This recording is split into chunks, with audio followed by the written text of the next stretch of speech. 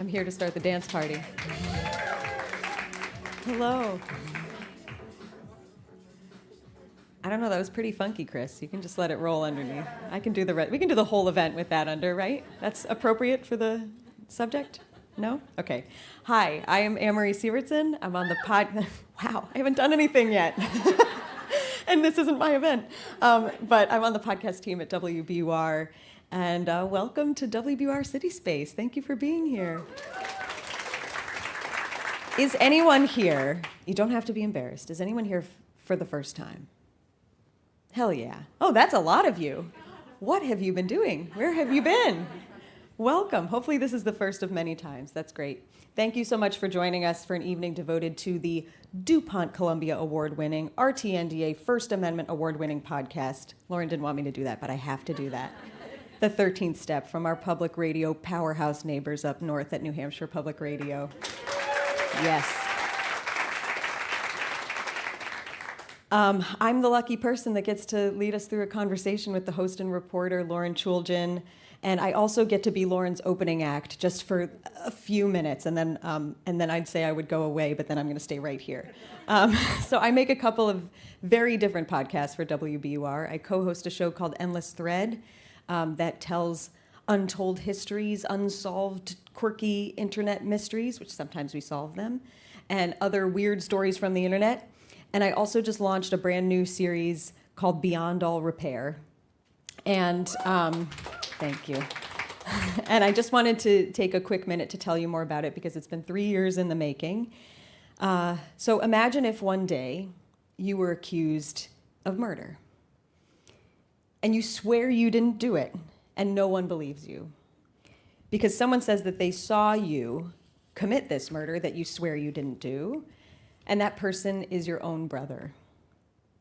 So Beyond All Repair tells the story of Sophia Johnson. And when I first started talking to Sophia 3 years ago, she described her life to me like this. It is a house that has lots of boxes and lots of different rooms that need to be unpacked. And not necessarily sure where to start. Sophia was accused of murdering her mother-in-law in 2002. Her younger brother, whom she's had a contentious relationship with her whole life, testified against her at trial, saying that he saw her bludgeon her mother-in-law to death with fireplace tongs. Sophia herself was 6 months pregnant at the time, and she gave birth to a son in jail that she hasn't seen since. And for the past 3 years, she's been telling me her story in hopes of getting justice for her mother-in-law, in hopes of meeting that son that she's never met, and of finally being believed. So there are 3 episodes out already. There are 7 more coming. And because we have this big, beautiful screen and sound system, I figured that we would play a short video trailer that we put together of Beyond All Repair to give you even more of a window into the story and the people at the center of it. So, Chris, take it away. Did you kill Marlene Johnson? I think you're one of the first people to have actually asked. How could that be when you were put on trial for murder? Because I wasn't asked, I was told. You know, I know this happened. We know you killed Marlene. Just tell me what happened. 911, how can I help you? Hi, I have an emergency. What is your name? Sophia Johnson. Sophia Johnson was 23 years old and newly married when she was accused of brutally murdering her mother-in-law. Her head was beaten in with fireplace tongs.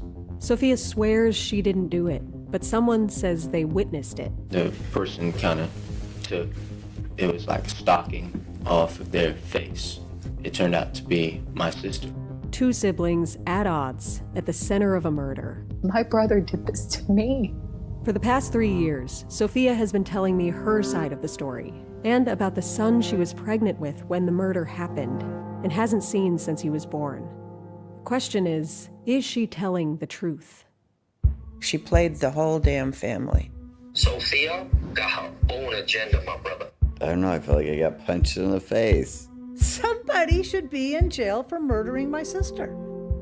Beyond All Repair, coming March 7th. Be careful. You're digging in a place that's been very peaceful for a while. Do it anyway. Dig.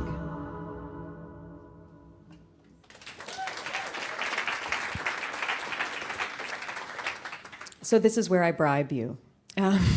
There's just one thing left to do. Take out your phones, open your podcast app. There's something in it for you, I promise. Follow, subscribe to Beyond All Repair. The show art looks like this. You can't miss it. Because if you do, on your way out, you see Candace over there? Look at her, she's glorious. Candace, if you show her that you have followed or subscribed, she's going to give you some of the coin of the public radio realm, a WBUR tote bag. And I want that for all of you. So do that. But now, the main event. We're here to talk about the 13th step, of course. So please welcome host reporter Lauren Chooljian.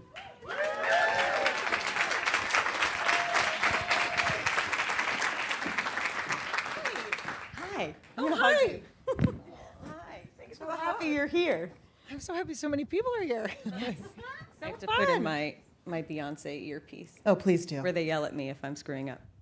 They don't. They're really nice. Here we are. Here we are. And I'm just curious, if you want, maybe Lauren, close your eyes for just a second. Okay. How many of you have listened to the 13th? I'm not closing my eyes. Wow. Yes, you did. Okay, wonderful. I had a feeling, but I also had a feeling that sometimes at these events, people are just curious or they hear more about what it's about, and we Yeah. are going to be listening to some clips tonight. But you will find, I think, as I have found, that listening together to this story is so different than listening on your own in your own little earbud world. And I should say, I am not the only person who gets to ask Lauren questions tonight. We have a system here. We use Slido.com. You're going to go to Slido.com on your phone. Here it is. You have to pull that phone out again. I'm sorry. You probably just put it away after following Beyond All Repair.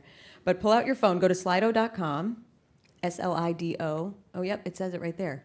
And enter the hashtag that you want is podcast. And then you can submit questions for Lauren. I think you can upvote people's questions, so we'll get to the goods. Oh, but, boy.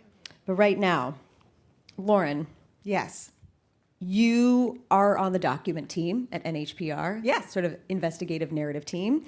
Before that, you were the co-host of Stranglehold, a very popular podcast about the New Hampshire primary. So just remind us how the story that became the 13th step even got on your radar. Yeah, so we are a small team. So it's myself, Jason Moon, who's here, my editor, Katie Culinary, who's also here. Maybe you've heard of Bear Brook. Jason obviously did that podcast. And so we're a small team. And we, at the time, were still kind of finding our way to the Documents Squad. So we were really sourcing a lot of different tips. And one of the tips that we got was that this place, Granite Recovery Centers, which was the biggest provider of substance use disorder treatment in New Hampshire, that they weren't taking COVID seriously. And at the time, this was like the summer of 2020. And so as you remember, those were like the stories to be doing, which was keeping an eye for outbreaks, and we had heard from clinicians that worked there that like there was no PPE. Remember all that like phase? Like, sorry to bring you back, but that was like a big, well, no, they're not doing PPE. They're not taking it seriously. So I started, sourcing as we do, digging around. I had never heard of Eric Spofford before. I actually had never heard of Granite Recovery Centers at that point. So I had a lot of learning to do. And so I was doing that. And in December, I actually got a tip from one of those clinicians that's like, listen, there's a huge outbreak here. So someone needs to cover this. People come from all over the country to get addiction treatment here. So we did a story. And it was actually after that story came out that I got a tip that was essentially like, you think that's a problem? I've got a big problem for you to learn about right now. And that was the email that basically said, Eric Spofford has been paying off women for years, sexually assaulting clients, and here are some people you should call. I was like, okay. So, when you get a tip like that, Amory, like you don't take it for face value. You start sussing it out. And so that was, like I said, December of 2020. And here we are, the year of our Lord 2024. And it was quite an extensive process. So from that first tip, I basically started digging around. I started calling people who had allegations that they wanted to make or people who weren't sure if they wanted to talk to me. I had to then corroborate those allegations, which if you've heard the show, is, just as important as hearing those initial allegations and seeing how close you can get to the truth. Building trust was a huge, huge part of this process and is a big reason why this took so long, right? Because what I would hear as I started calling around was that Eric Spofford is a wealthy, powerful, scary dude, and that if you are going to go digging here, you're going to be coming up into some trouble. And a lot of people had said that, we've been talking openly in the recovery community in New England about these allegations for years, but he has lawyers. One of the sources told me, like, Eric would say, my lawyers have lawyers. And, he would just present himself as a person that you don't fuck with. Sorry, the swearing is going to happen. Apologies in advance. Sorry. I wish I could stop. No. So with every call, it was really like, well, he's got all this money, or, well, in some cases, he scholarshiped me into treatment.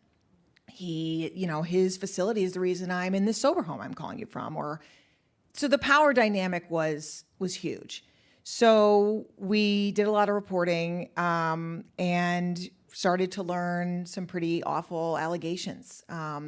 You can go ahead if you want. No, I was just going to... I could go all night, Amory. I know. I'm going to have to cut her off on this topic. Well, when you say you did a lot of reporting, you mentioned this in the podcast, but for that first story that you did, the news story, you talked to 50 people. Yeah.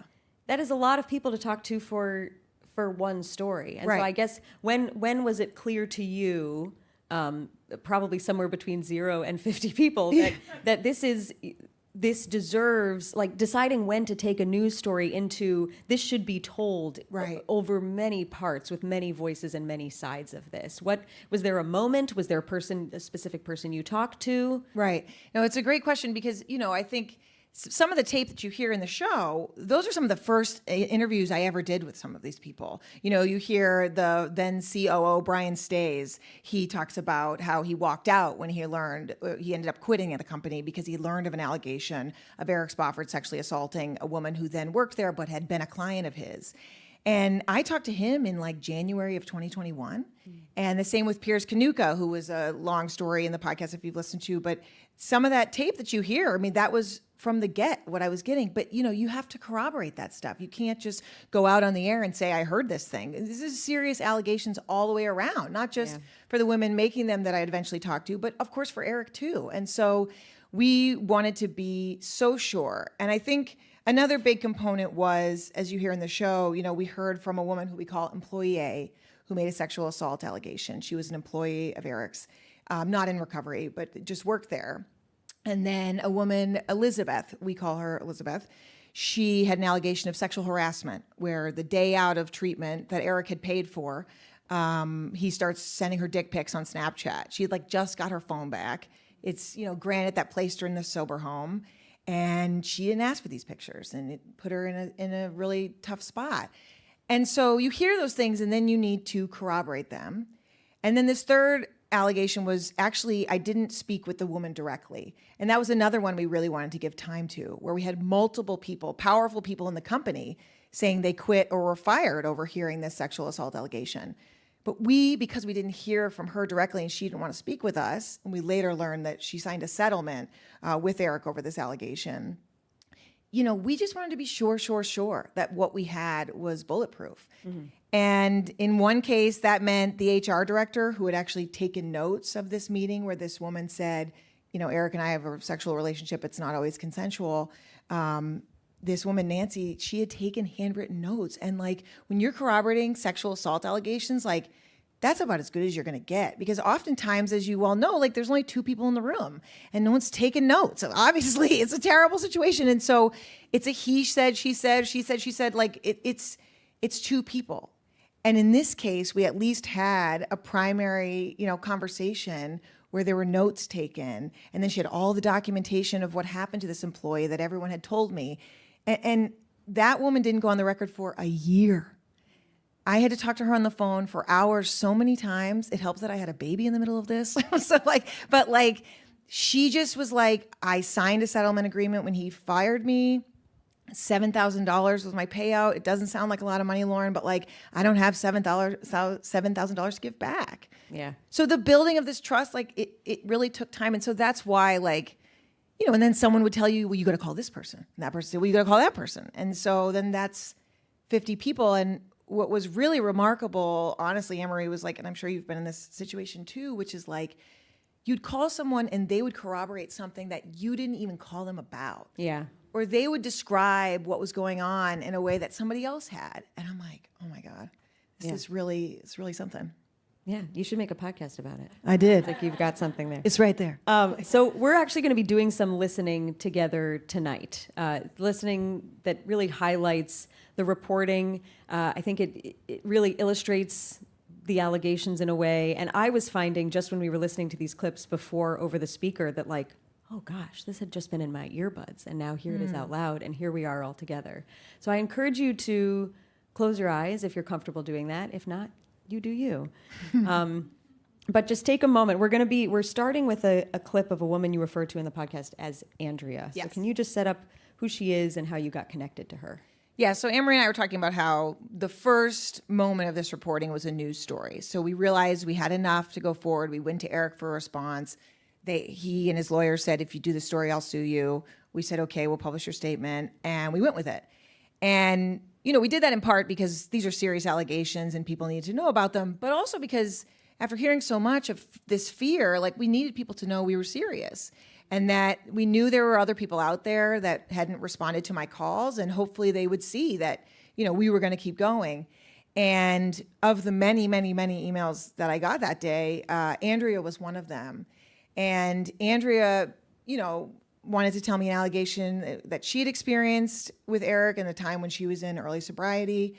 But she also really expanded my understanding of this to understand that this is not an Eric Spofford story. This isn't all of us story. This is a story about the safety of our recovery communities and something that's been going on so long that I had no idea the language for. Okay, let's listen. One day, Andrea was at home. She had this old computer and she was online checking Facebook. And what happened was he friended me. And I thought, oh, that's so cool. By he, she means Eric.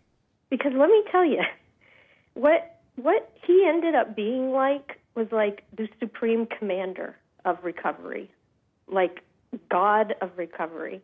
And to have God send me a friend request was ooh, that's so cool. So Andrea accepts Eric's friend request. He started to instant message me. So he was smart. He didn't send me messages that you could have a copy of. It was those instant chats. I totally forgot about this, but back in 2008, Facebook had just introduced Facebook Chat, where you could instant message anyone you were friends with.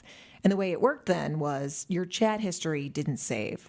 So Andrea says she gets an instant message from Eric, and it says, hey, how you doing? Da-da-da-da. And I'm like, ooh, he's talking to me. I mean, I and then what happened was he started to ask me for pictures of my private areas. He says, hey, can you want to send me some picture of your blah, blah, and at first I remember being shocked.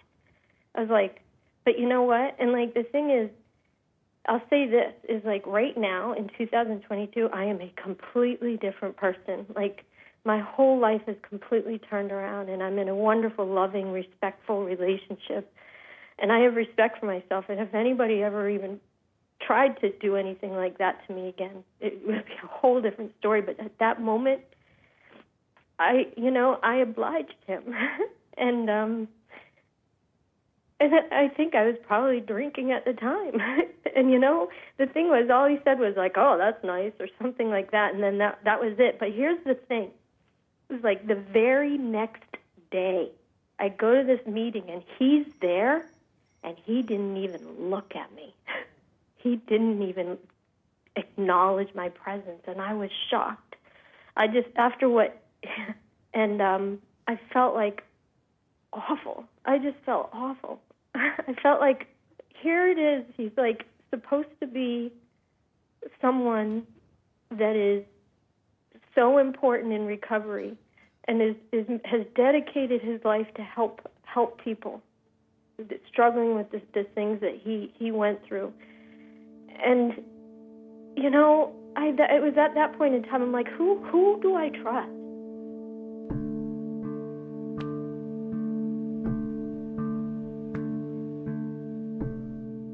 So many of us have this impulse, now that we've heard so many stories of sexual misconduct, to rank them from questionable to terrible, as if there's a scale. And maybe you're doing that now. Andrea acknowledges by sending the pictures she technically consented.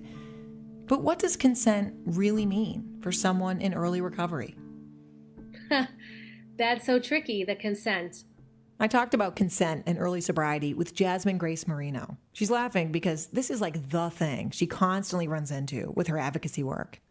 Jasmine is in recovery. She's also a survivor of sex trafficking. She now tries to help women in similar situations in New Hampshire and Massachusetts. And she often finds herself strongly suggesting that maybe let's not get into a relationship so early in sobriety, especially with a partner who is also newly sober.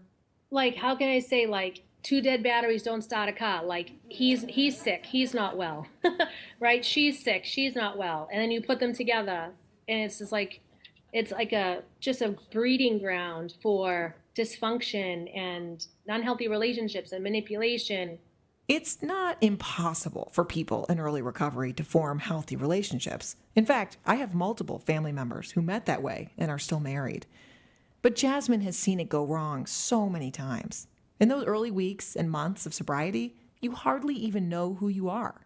You don't even know what your favorite color is.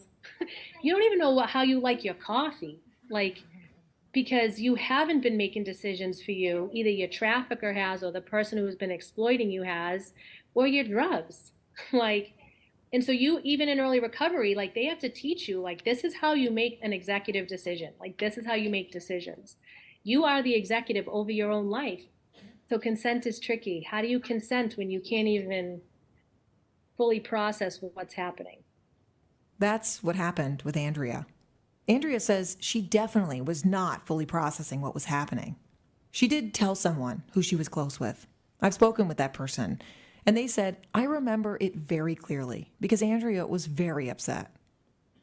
I emailed Eric Spofford about Andrea's story and asked if he was willing to comment. There was some back and forth, which we will get into later in this series, but Eric never answered the specific question. Andrea believes Eric took advantage of her obvious lack of self-esteem. I fell right into it.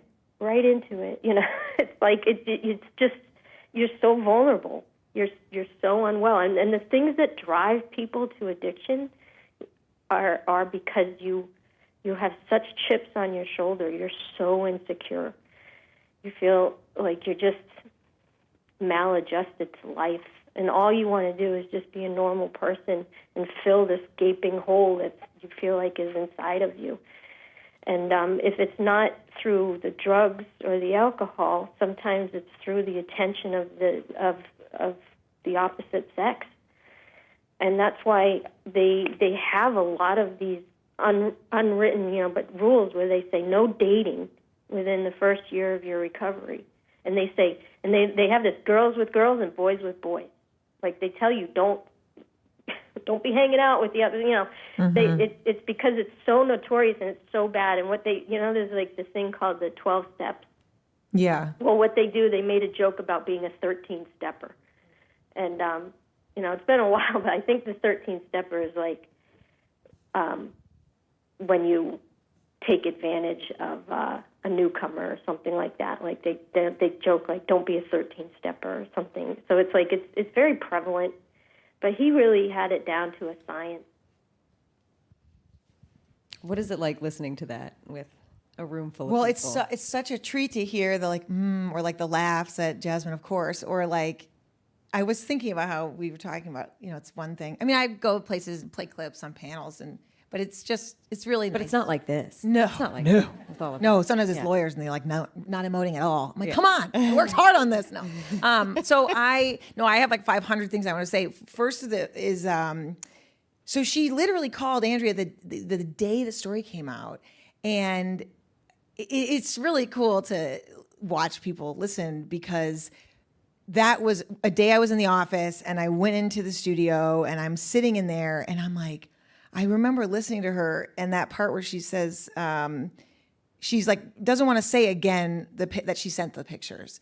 She's like, and I had just, I was like, God, how painful. And that she could just bring us to that moment, even though it was so long ago, and that she could balance it with the her of today and how proud she is for the work that she did to get there. I was like, this woman is so fascinating. And then when she said, this is where it's 13th stepping, and I was like, I don't know what that is. this?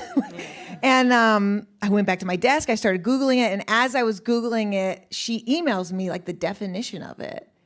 And that was pretty much when we were all like, well, if we are doing a podcast, I'm pretty sure we have the title. It was really, it just happened just as organically. And it was so great that we found a way to make it happen for the listener that way too, that like you learn it just like I did, which was just in this conversation that went so many ways. And, you know, the addition of Jasmine was interesting backstory, and that what my therapist suggested that I should talk to Jasmine, which I was like, am I going to be getting recommendations from my therapist for sourcing now? Like, that's kind of weird. And then I was like, it's not weird. She like is in this community too. Like she knows what's up. And so I just gave her a call, and my God, I was like, this is so helpful because I think, you know, journalists were, you know, like sometimes we're so geared toward like we're telling the story, the worst story. And sometimes the ones that are on the edge are just as compelling and just as fascinating and just as validating for people about like, what was that happened? Was that okay? Was it not okay? And this kind of like question of consent was such a big part of early recovery, as I learned. Yeah. And so we really needed to hear from her. And obviously her accent is amazing. Mm-hmm. We have some great accents. Justin Downey, who I believe is here, also has a great accent. Mm-hmm. You know, so we wanted that, like, it feels like our community. But the last thing I'll say is you mentioned the DuPont Awards. So they play a little, like, trailer to show everybody else like what this story is that won, and it's in this, I should know what the library is called, but it's at Columbia, and it's at that big old library with the huge dome top, the big old one, and whatever it is. Sorry, the what? The Widener Library. Thank you. I should know that. The Widener Library. Oh, good. Love to hear about that. So the Widener Library, which I'm sure was a great story that you did, and the echoes of Andrea, like thinking of like a woman who had kept that secret for so long and hearing it like echoing off of this big old building where they're recognizing like Ken Burns' Holocaust documentary and like, you know, 20 Days in Mariupol. Like I was like, wow. And Andrea, for the sources, like that was just such an incredible moment to have held something so close to their chest, feeling like there was no accountability out there for them.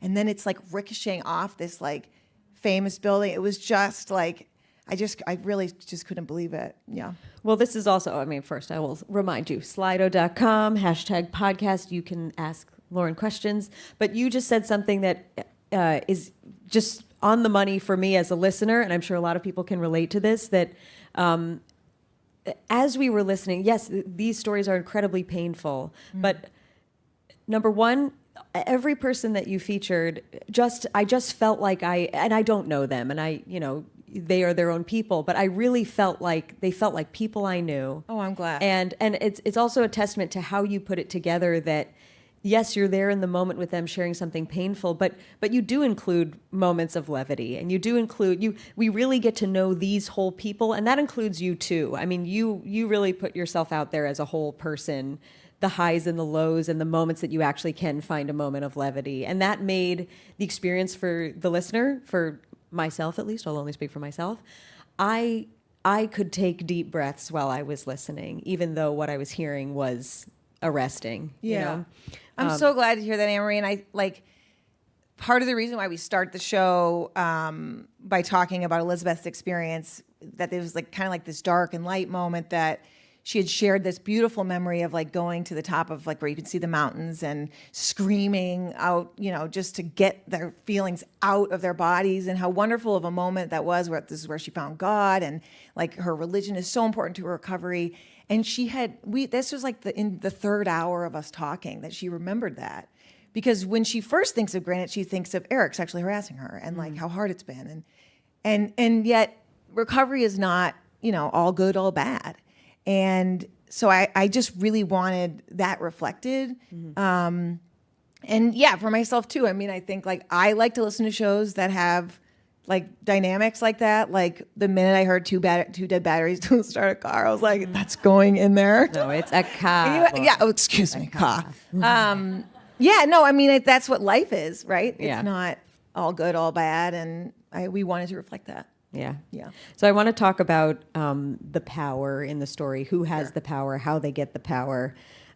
we heard Andrea describe Eric Spofford, the founder of Granite Recovery Centers, as the god of recovery. Right. And so we have another clip here that helps set up Eric a little bit more. So let's listen to that. My name is Chris, and I'm a grateful recovered drug addict. Hey, so I get the distinct honor and privilege of introducing our Commander-in-Chief, Eric Spofford, CEO and founder of Granite Recovery Centers. It's been a hell of a ride, man. I'm about as well known as of a drug addict. What a weird claim to fame. I'm a very well-known drug addict in this state. I know the governor personally. I know the commissioner. I know most of the legislation. And let me just tell you something, and I say this with all the love in my heart. Nobody gives a fuck about you. They don't. I've been there. The troops are not coming. Nobody is coming to help. This isn't on your government. This isn't on the cops. This isn't on the Department of Corrections. It's on you. I do my part. Do you do yours? I will say this, and I hope it empowers you, and I hope you take it with you when you leave, that nobody is more qualified to help addicts besides recovered addicts. Can we give it up?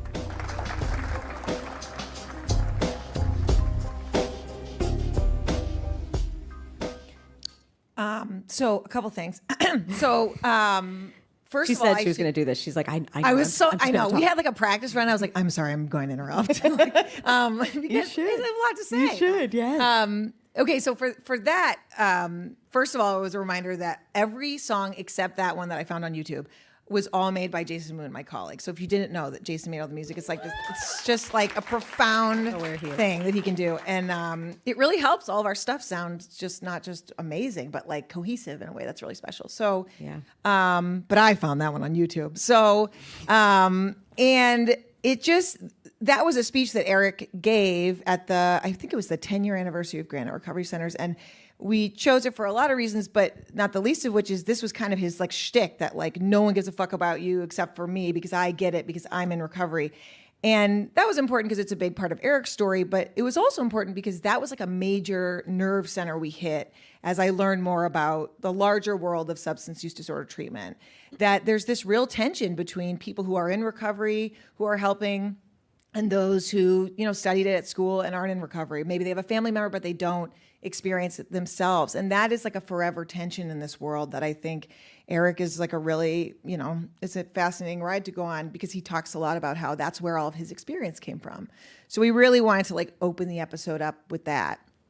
But the other thing too, when I listen back to that is, we really wanted to try and do like different things with the format. I know you probably think about this a lot, with the work that you do.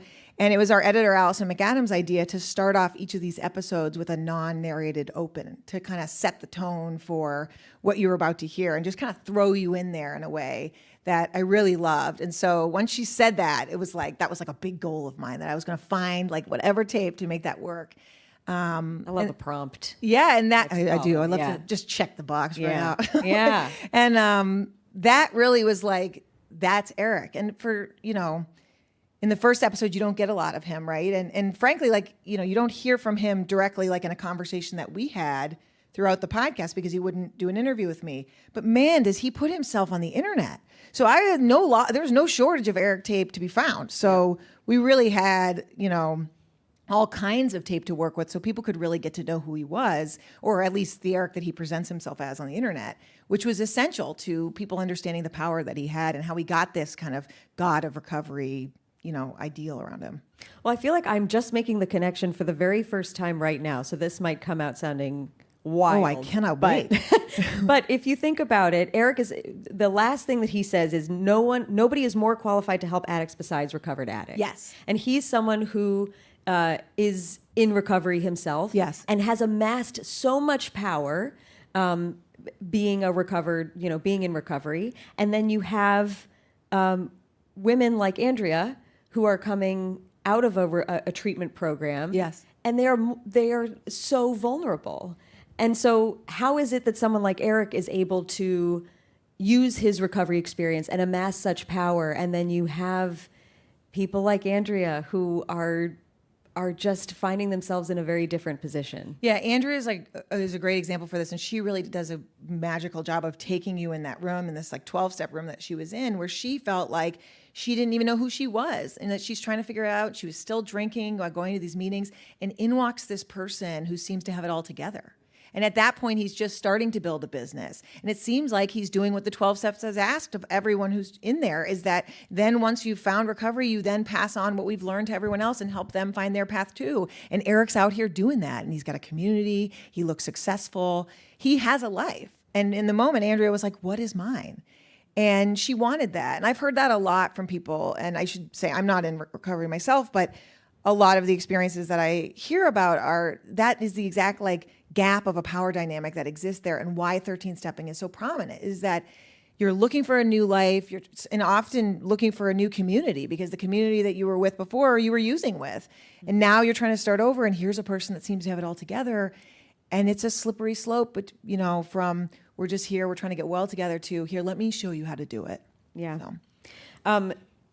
I feel like you have a big question at the center of the podcast, which is how, given these allegations, how was Eric able to get away with what he's gotten away with? Why have there have been no consequences for him? Well, when it comes to sexual misconduct, no. And Eric, if he were here, he would say he didn't do any of this, and that this is why he sued me, right. And that there's no truth to this. And he has evidence that would show that that's not the case, except for that he never offered that up, and then did not sit down for questions, and never answered specific questions about these allegations, other than to say he did not do it. So let's just put that out there. But why? There's myriad reasons. I mean, part of it is stigma. I mean, it's a big part of it. Our society, as far as we've come, we still don't believe people who are in active addiction are in recovery. And so a lot of the women who expressed allegations to me, they kind of wore that, where it's like, well, who's going to believe me? Who's going to listen to me say that the head of this treatment center sent me pictures of his dick? Like, no way. And also, what's that going to do for me? Because the power gap was so high, where like, this is a person who I said paid for her treatment, helped her find a new community where she's starting her life over again. And instead, she ended up relapsing and really having a hard time. Now, she would say, like, we don't know what would have happened if he didn't, relapses are a huge part of recovery, but like, it didn't make her recovery any easier for her. So that's one thing. It's kind of like, well, who's going to believe me? Mm-hmm. The other thing is I think what I've learned is that there's no real clean, clear pathways to accountability in a situation like this. I mean, how much time do we have? It's not like our criminal justice system is well set up for sexual assault allegations in general. Right. I remember hearing from someone who works in law enforcement in New Hampshire that they heard the news story, and they were like, employee A, yeah, that couldn't have prosecuted that case. I was like, okay, well, and it's just what it is. So, and there's also a lot of there's not a lot of trust in the recovery community with law enforcement often, because in part, if you're using an illegal substance, technically the police are, they could arrest you. There's relationships not that great often, so they're not going to go there. And then it just comes back to, this is a guy with a lot of money and power, and that held a lot of credibility in New Hampshire. Eric Spofford was, as our governor once put it, like the guy he would call when he had questions about the opioid crisis. And sources would tell me that all the time, Amory. They'd be like, well, this guy knows the governor, Lauren. Like, what am I going to do? Yeah. And I'm like, well, the governor's not going to, what he's not going to do. But that doesn't mean that it doesn't feel like that. Or right. As, employee A would tell me, like, I know Eric runs with people who, are dangerous.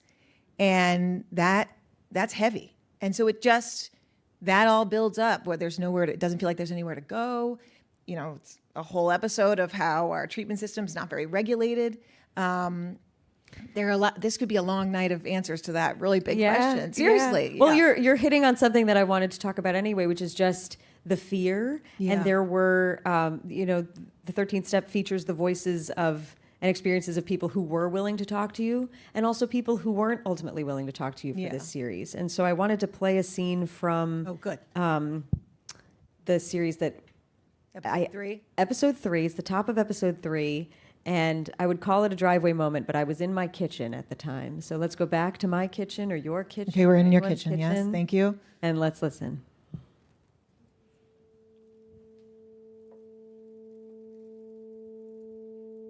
Hi, Lauren. This is really difficult because I've mulled over this for a year on whether or not I should even message you back out of fear, but I'm willing to chat anonymously. Hi, Lauren. I'm happy to talk to you about some things that have happened after I left GRC. I know I'm doing the right thing by being honest and speaking up, but then there's times where I just feel like, God, you need to put a sock in it because you're going to get yourself in trouble.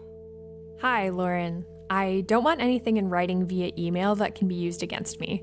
I'm frankly scared of retaliation from Eric, and I'd rather have a phone call or meet with you. I am so filled with anxiety. I'm filled with fear. Sorry for the no contact. Can we check in tomorrow and maybe connect then? I'm just overly anxious and stressed about it all. He has money. He has lawyers. His power and money is intimidating to me, and I don't want to end up in a courtroom. I'm honestly thinking that I'm no longer going to share my name. I honestly don't want to be involved anymore. With everything that my family is going through right now, I just don't want to be a part of it. I want to take my statements away about Eric.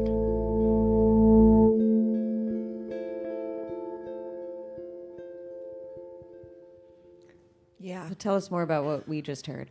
So I mentioned how Allison, our editor, had given me this challenge of like, let's do a non-narrated open. And for episode 3, we didn't have anything. And I was really torn up about it. And I was in the shower and I was thinking like, God, I gotta come up with an idea. And it like dawned on me that the most like affecting experience would be to give listeners what it felt like to like own my phone. That it was just a constant barrage of, okay, I want to do it. Let's do an interview. Let's meet. Let's come to my house. And I show up at their house and I don't want to do it anymore. No, I don't think I want to do it. Or come to the studio, do an interview, say their name in the microphone, bring their best friend for support, have this beautiful, empowering moment, and then call me and say, no way, Lauren. And, we'll explain part of the no way in a minute. But it was awful. It was trauma. It was, a real fight for people to decide, if they were willing to do that or not. And I, respected that, but there was something about that fear and how intense it was. And I wanted people to understand because what they were afraid of was something that we experienced, sources experienced, I experienced, my family experienced, NHPR experienced. And so the best way to kind of tip people off to the power of retaliation and the power of fear was I wanted to get in touch with some of these people who had said they'd go on the record and change their mind and ask them, this was the idea that came to me, like, what if I went to them and I said, I only want to use stuff that no one will have any idea who you are. No one will have any idea, like, that you made an allegation or that you didn't or just that you wanted to talk, you really thought about it, and then you backed out. And there were 3 women in particular who did go on the record and change their mind that I went to ask to do this. And it's a pretty unorthodox thing. If someone says they're on the record, it's kind of up to us that you said you were on the record. Now, if Chris Sununu said, I'm not on the record anymore, I'd be like, okay.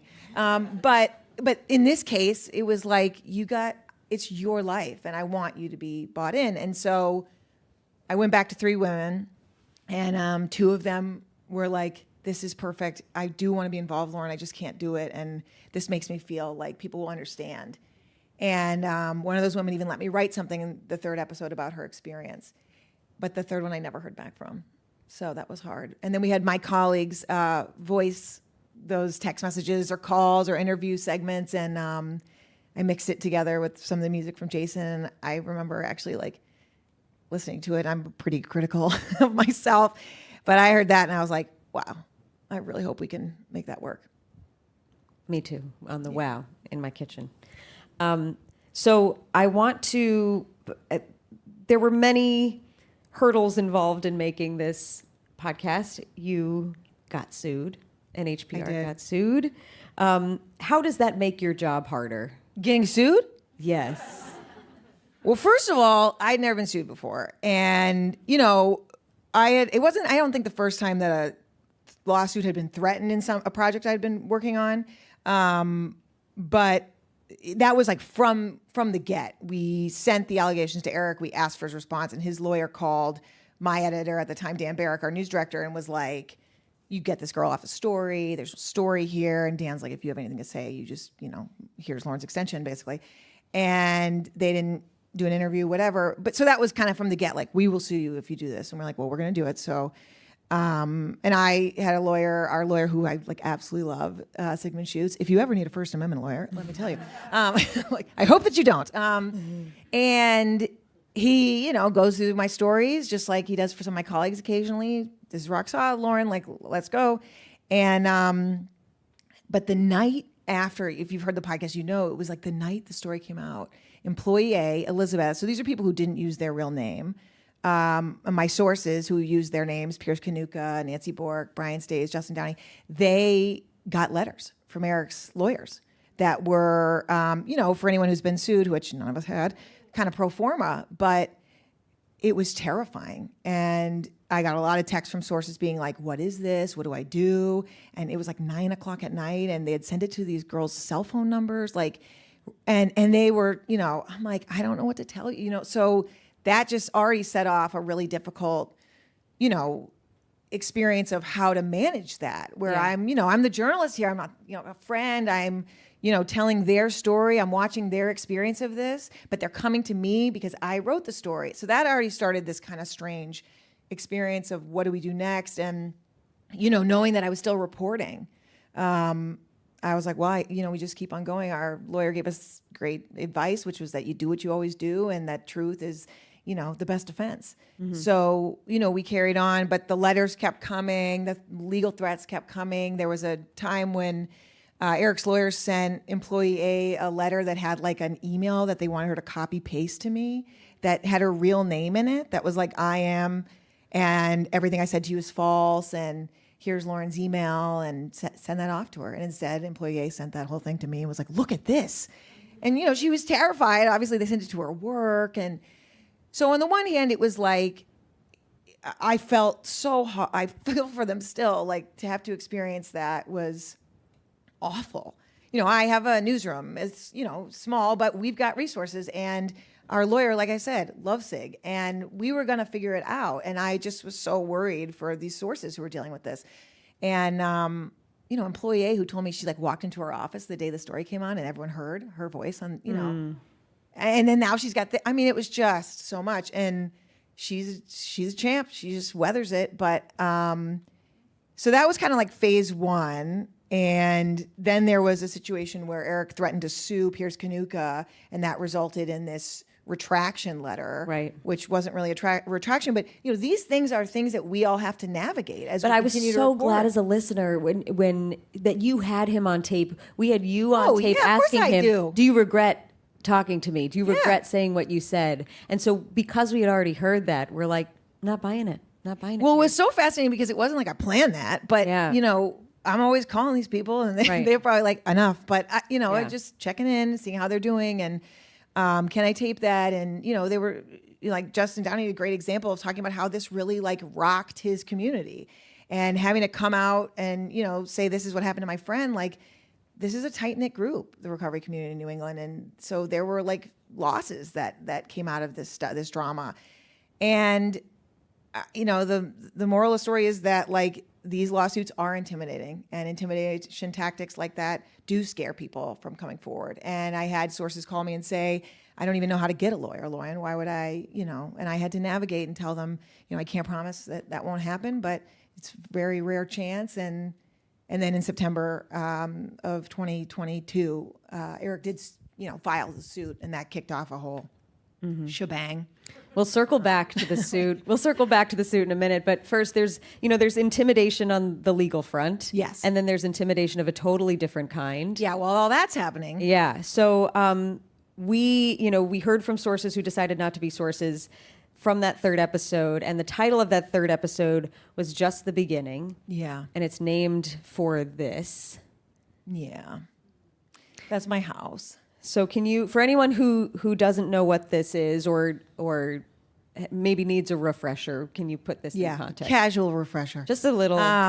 Yeah. So I mentioned the news story came out, legal letters are flying. And a month after that story came out, my parents' house, a house I used to live in New Hampshire, and our news director, Dan Barrick's house, were all vandalized, bricks through windows. But they got the C word on their garage doors. And we were like, what? And, my parents called me, as we talk about in the podcast, and we're like, I think, can your husband, Matt, help us with some security cameras? I was like, what? And at the time, they didn't know what it was. And I knew immediately that it must be in response to the reporting, and called Dan Barrick to say something bad happened at Mom and Dad's. And he was like, oh my God, Lauren, that happened at my house too. And they, I don't think he'll mind me saying this, thought they're like in a dispute with the chicken. They have chickens, and there's like a neighborhood dispute about the. I'm like, Dan, nobody's writing the C word on your door because you have a chicken. Okay? Chicken? My Is guy. that the C word? My guy. Love the chicken. Okay. Also, the police were like, does your wife have any enemies? And she was like, listen, it's Lauren, okay? No, like, no. I'm like, yeah, that was me. They were trying to find. It's terrible. It's not like, I joke. That's who I am. But it was awful. Yeah. And that was just the first round. So we're all like running around like, can't help myself, chickens with our head cut off. Like, because we were like, who in the world has ever experienced this? And do we cover it? Do we not cover it? We met with the New Hampshire Attorney General's office, which was a meeting that was off the record until our CEO then said it on national radio. So now I'll share it that they told us not to cover it because what if there would be copycats? And how would we catch the people who did it? And, how do we know this isn't about your reporting you did about the primary? And I'm like, I'm pretty sure. pretty sure. It's not Stranglehold. Thank you. But so we were stuck. We were afraid. We were confused. I was still reporting. Do you tell sources? We don't know who did this. And yet, so that was, as we're kind of figuring all that out, that was when the Piers drama was happening of Eric threatening to sue him and them going into negotiations. And they got that retraction letter. The lawyers came to us and said, look at this. Your source is retracting his statements. And we're like, no, he's not. And they said, you have to take down the story. And we're like, we're not taking down the story. And that weekend, they figured out where I actually live. And I live in Melrose. And they threw the brick through my window. This is the front of our house. And spray painted just the beginning, as you can see. And they hit my parents' house again. So it was rough. It still is. I mean, I think, we'll talk about that there have been arrests made, and the FBI was pretty quick to be like, we see this for what it is. The DA's office in my town was also not like, is this a primary? They were like, we're going to have a press conference, and this is serious. This is an attack on the First Amendment if this is what this is. And that set into motion some pretty quick law enforcement action.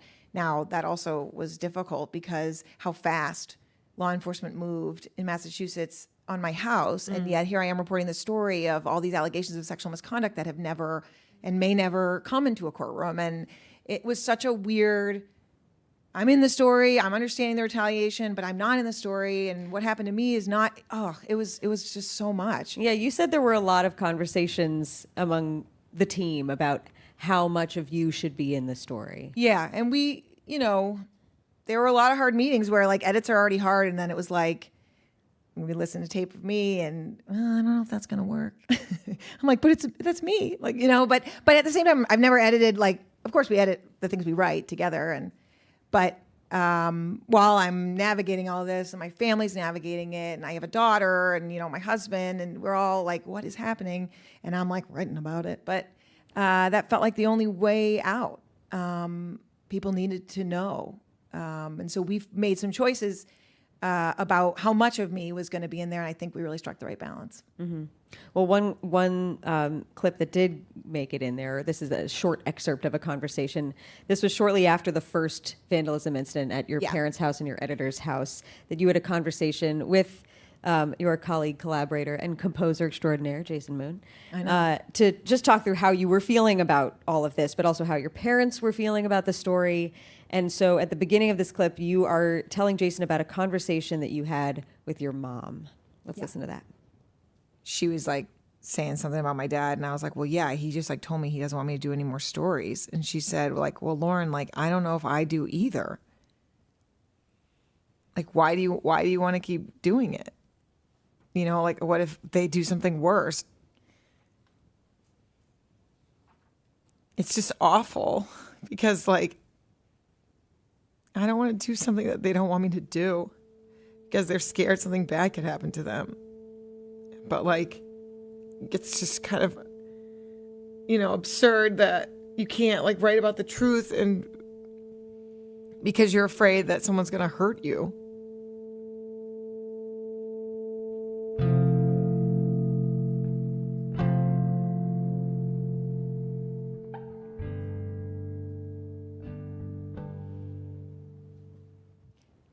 Yeah, it was tough. We had like, it was weird that it happened twice for like 1,000 reasons, but as a producer, the second time it happened, I was a little less, of course I was horrified, but I was a little less shocked.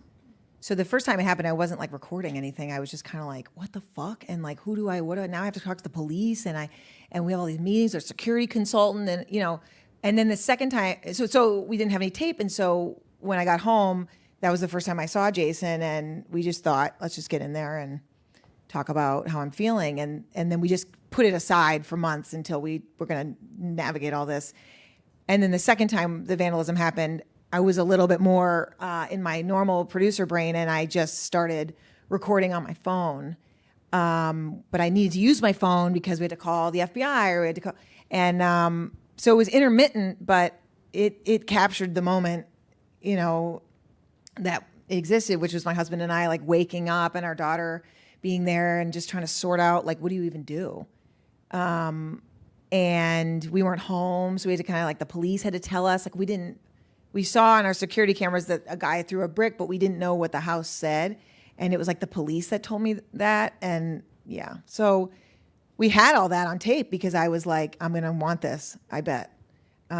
Which is a sick part of my brain, but when aren't we glad? Because you know what? It's nothing more compelling than audio, which is why I do this job. But it was rough. So just to like, so the lawsuit stuff is happening. My sources are being threatened with lawsuits. That's happening. We're navigating all this. I'm still talking to people. And it was, oh God, when was this? May? So then, and it was a couple months after that, September, when Eric actually filed the lawsuit. Mm-hmm. And we were in the throes of all that. And yeah, it's been a thing. I wonder if, listening back to that now, even though it wasn't that long ago, but a lot has happened, and you've talked to a lot of people since, and I wonder if there are any words of comfort or encouragement or just a slightly different perspective that you would offer that Lauren now. Good question, Amory. What would I say? I don't know. I was so I have a toddler. She watches Daniel Tiger. Daniel Tiger has a lot of wisdom. One of the things that he says is sometimes we feel two feelings at the same time, and that's okay. And great for toddlers. I was feeling so many feelings at the same time. Yeah, and I was like, I don't even know what, and it felt so confusing. Like, am I supposed to be sad? Well, I can't be sad. I gotta be like, no emotions. I gotta cover this shit. Like, I gotta focus on my sources, but what if my house is being terrible? What the hell? It was a real swirl. And my therapist, who was going to be here, get yourself a therapist that'll come to your public event. She couldn't. Her daughter has a play, but she would be like, Lauren, I'm sorry, did they teach you in graduate school how to do a podcast while being vandalized, while being sued, while your sources are being sued? And I was like, okay, fine, thank you. Here's your money. I was really caught up in the, how will I push forward in the right way? And there was no right way. I was guided by ethics. I was guided by my team. I was supported by my friends and my family. And, but it was like nothing I've ever come up against as a journalist before in my, 11 short years, but still. You know. So I would just be like, you're going to be fine. Mm-hmm. Okay, Slido.com. If you've already forgotten, Slido.com, #podcast, to submit any questions that you might have. I do want to take a question here. Have you kept in touch with any of your sources since the podcast has come out? And what have those conversations been like? I don't know why I got so hyped. I think because some of them are here, so I get really excited. But so yes, some were like, I'm good, Lauren. And I was like, respect. a lot of people have just been blown away, as we have, by all of the attention and the awards and the come on this panel, and they, as I cannot believe all that attention, and it's only furthered the reporting, and that's great.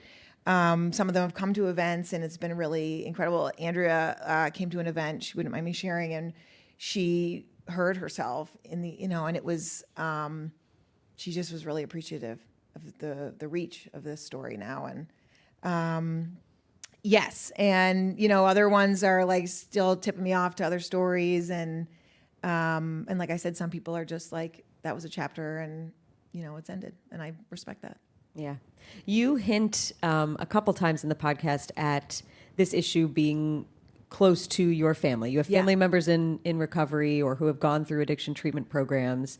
And I wonder if you were talking to them about the story as you were working on it, if they were weighing in, were you turning to them for... Yeah, this is like a big journal. I'll tell you, but this is like a big question in journalism of like who gets to cover whom. Like, if you're not a part of the community, can you really understand? It's kind of like this like question that Eric poses of like, if you're in recovery, can you really like treat and serve? So yes, this is a short answer. I talked to a lot of people about what I'm working on anyway, but in this case, I wanted to make sure that I ran like. We do group edits, and we invite like people in, the colleagues that don't work here at NHPR or whatever. And in this case, we actually had my cousin Ari, who I believe is here, who has been in recovery for a long, long time, worked hard for that recovery. And the 12 steps are a huge essential piece of her recovery. And so I wanted her to be my gut check. Like I could read all the 12-step books in the world, and I got the big book now, and I like, do my homework. But I just wanted to make sure that the way that we were describing it, and like the criticisms that we included that people have raised, were done fairly. And Ari was an awesome listening ear for that. But yes, we mentioned my family, my brother-in-law, my sister-in-law, I mean, tons and tons of people in my family, my friends. For most people in New Hampshire know a lot of people who are in recovery or in active addiction. And that was an essential perspective for an editorial team who none of us are in recovery, but I was so grateful for that. And it's just so nice to have fresh ears on anything you make when you're so huddled in, especially with this, like we needed people that were not vandalized or not, like we wanted to be, we wanted a lot of takes, and we were so lucky to get them. Mm-hmm. We have another great question here. And this speaks to Granite Recovery Centers and just the reputation and reach that it has in New Hampshire. The question is, how has this story impacted the recovery community in New Hampshire? Oh yeah. Wow. So great question. So I got invited to the annual behavioral health conference in New Hampshire. I was like, I got to go to that. And so I was up doing one of these kind of things, and it was wild because it was like taking it right to most of the people who knew the story and didn't want to talk about it or did talk about it. And I could just see some people were just like, oh my God, she just said Eric Spofford out loud in this room. And then other people were like, yep. And then the line was so long afterward of people wanting to be like, Lauren, like, thank God you finally told the story, and thank God NHPR like kept it going. And then someone from Granite Recovery Centers came up and was like, you got to stop doing this, and this is affecting us, and we're trying to help people. And I said, I totally respect that. I totally respect that people are still, but this is what happened. And it's tough for them. I mean, they're still out there. They're still treating people. People are getting well. But, this isn't, like I said at the beginning, this is not a black or white situation. Yeah. It's nuanced. And this happened. So we need to face it. So I want to get us all caught up on a few things that have happened maybe since the podcast or just where things stand. Yeah. So Eric Spofford himself, specifically, what do we know about him right now? Well, if you have the internet, you can find out. So he posts a lot on his Instagram about his many entrepreneurship opportunities. You can pay Eric to teach you how to make money on Section 8 housing. You can pay Eric to learn how to open your own treatment center and make money off of it. You can pay Eric to learn how to be like an entrepreneur. Mm-hmm. He did have a private jet, but apparently he sold it. So now he's flying commercial. Wow. And he also opened another treatment center. And so he has now one in Ohio, and I think that was going to maybe open a second location, but then he announced that this new one he was going to be working on was in Florida, where he lives part-time. And he, if I can cut ahead, is no longer suing me because we won the lawsuit. Yes, that was the next thing. Yes. Yeah. And that happened pretty recently, right? Or within the last few months? Yes. Okay. December was when we got. So it was a long drama. Yeah, I cannot imagine which what that must we have. could again go all night on. But yes, it was awful. And in the end, the judge did request to see my notes and transcripts of my interviews, and that amounted to like 3,000 pages. And that happened because Eric and his lawyers had requested that we do discovery, because he basically said, how could I make a full case that Lauren has defamed me, without getting into the legal particulars, if I don't see her reporting materials and the team's reporting materials.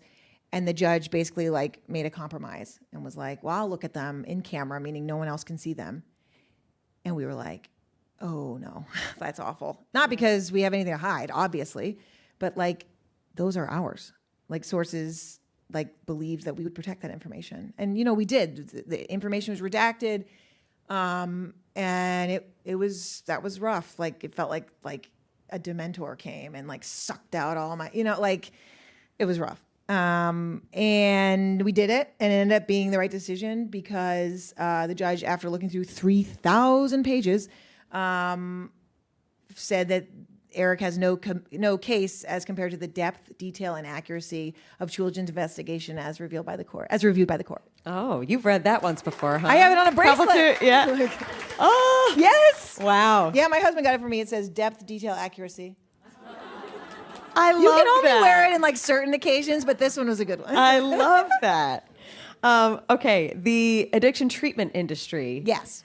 So, I mean, this is a big part of this is the podcast, is that the regulations are lacking around the industry as itself. And yet in the latest update episode, you told us about New Hampshire Senate Bill 495. Yeah. What does that entail? So we'll see what happens. It's still kind of like making its way through Concord. But basically, as introduced, it was trying to answer two of the big problems that we talk about in the podcast, which was kind of nuts. One of them this was introduced as a result of the podcast. Yes. So I just need to say that. Yeah, It's which huge. was wild. It was crazy. Like people in the New Hampshire recovery community who work in treatment or advocacy groups called me and heard the podcast and said, we're going to start having some brainstorm meetings. And we think we're going to, I was like, well, let me know what happens. Yeah. And that was kind of funny too, because they were telling me and I was like, but don't let me know like too much. Well, I do want to know, but like, so, so the idea is that it would hopefully create a tighter registry of anyone providing substance use disorder treatment in New Hampshire, which you'd think we would already have, but we do not have that. And it's kind of like, I always want to do this when I think about like the patchwork of regulations. Like that's what I see in my head, is my hands being like, well, some things are covered and some things clearly are not. But if you get certain grants, then you have to respond to the federal government. If you don't, and you own a sober house, well, we don't really regulate that at all because it's like a living arrangement. So, and then, well, we do have licenses for residential treatment providers as a facility, but we don't really do quality checks. So this isn't going to solve all of those problems, but it is trying to create a more organized system so that state is aware of who is providing that treatment. So that's half of it. The other half is they want to create like a new job in the ombudsman's office in the health department. That's basically like, if anything happens to you in a mental health or substance use disorder treatment facility, you just call that person. And that person investigates or decides who to call. And so you, as a person who's like just trying to start your life over, isn't responsible for being like, should I call the police or should I file a complaint? Or because as we learned in the podcast, some of the people who work in the recovery industry don't even have licenses. So if, Eric Spofford doesn't have a college degree, a license, or there's no one to report him to. So besides the police, but we talked about that. So this at least would give, and there'll be signs in treatment buildings if this passes as written, and people will know this is who I call. So that would be really interesting, obviously, if that ended up passing. And it was interesting just to hear how it all came together. So we did put that in the update episode, along with we won the lawsuit, but very, very mildly we said it. That's great. You didn't send everyone a bracelet. No. Those are for me. So we do have one more question and then I'm told we have to wrap, but we have one more audience question that is similar to a question that I wanted to ask. The audience question is, what surprised you the most in all your research and reporting. So I'll give you that first, and then I'll add my little God. addendum to it. What surprised me the most? What surprised you the most in all your research and reporting for the podcast? Oh my God. I mean, every day was a surprise.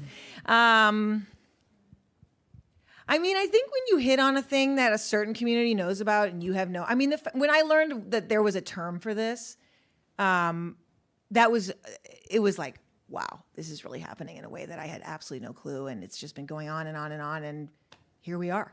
And anytime I'd hear more about that, like there's this like big book of addiction treatment history, and in it was like from when we got AA, we also got 13-stepping. It's like in the history book of treatment in this country. And it's like, there it was in the book, and I didn't have a clue. And, so many people have written me since from all around the world. Like someone in London wrote me recently and was like, oh my God, Lauren, 13-stepping is happening here. And it's so validating to hear this podcast. Here's my story. And at this point, I'm not surprised, but just the fact of the phenomena of it, I think, was really, it was surprising. And I don't want to say I'm surprised, but I guess I'm really like humbled and really taken aback by the bravery of all the sources in the show, women who made allegations, corroborators, even experts, because sometimes I would talk to, experts in addiction medicine, and they would say, don't do a story like this, Lauren, because you're going to turn people away from treatment.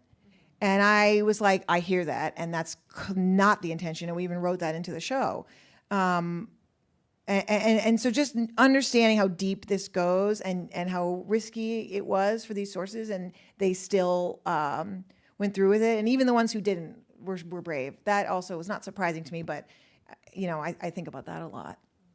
So. And then this is just my own curiosity, but I feel like you might be doing a story about X, but you really have a takeaway of Y. That is less about the issue maybe, and more just about who you want to be as a journalist or a person, and how working on something this intensely informs that, and where how you want to move forward professionally and personally. And I wonder if something comes to mind for you, if you feel like this really changed you in a way, or changed the way that you. Well, I'm definitely different, Amory, after experiencing all this. But I don't know if this answers your question, but this is like what came up for me when you're talking about this, that like when I would reflect on in the early days of like what was the there, like what's the story, I just kept coming back around to like, God, all the stories I write are about power, and like who has it and who doesn't, and how that like gap in between can be so damaging,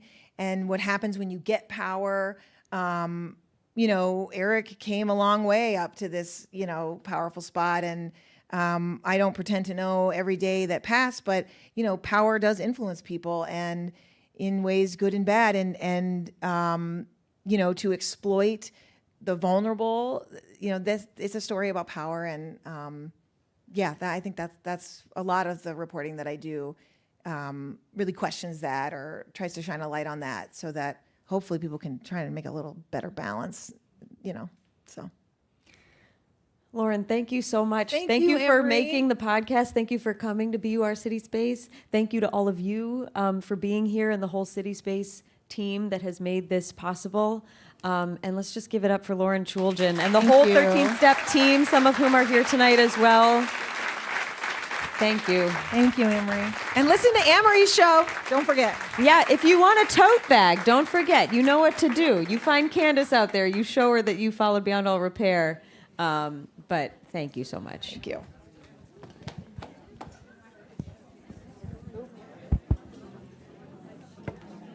Good job.